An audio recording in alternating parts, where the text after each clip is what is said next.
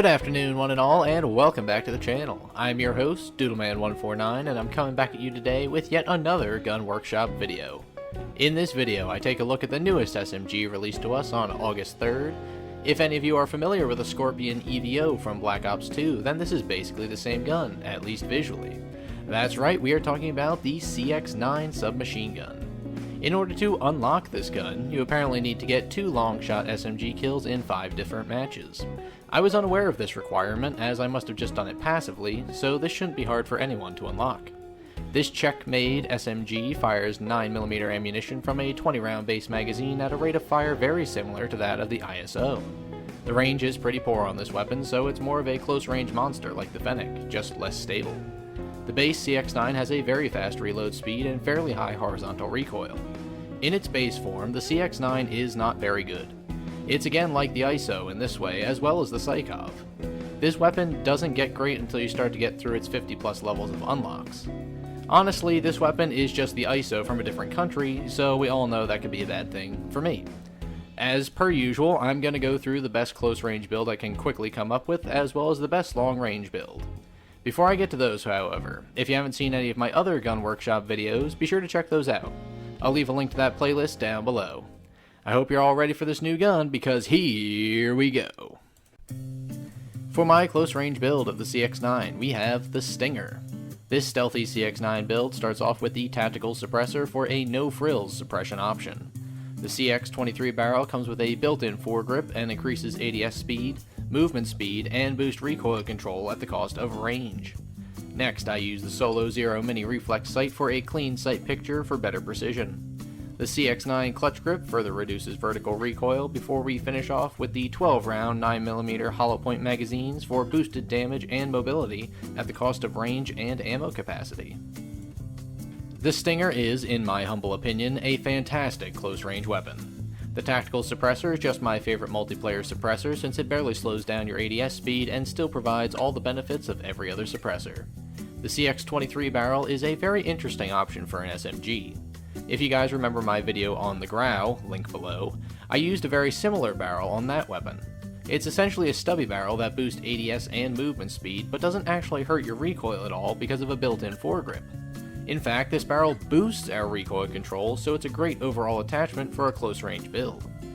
I've come to like the rubberized grip tape on other weapons, and that's just exactly what the CX-9 clutch grip is.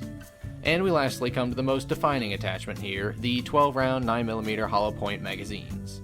Yes, for once, I'm actually using the burst hollow point magazines for a submachine gun. And would you like to know why, dear viewer? It's because this one is actually good for once.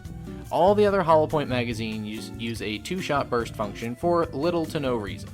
The CX-9 is, so far, the only 3-round burst SMG available in these rounds.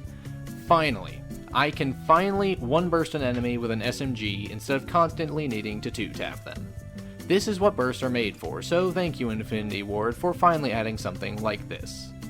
Up close, this weapon is a deletion machine, especially in standard multiplayer.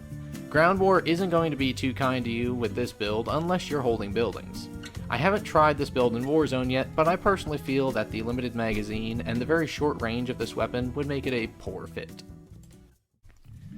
When taking the CX-9 into longer ranges, we should look at the shank for a good option. Starting off in the barrel section, we use the CX-38S, a barrel with a built-in suppressor that also boosts our range and recoil control.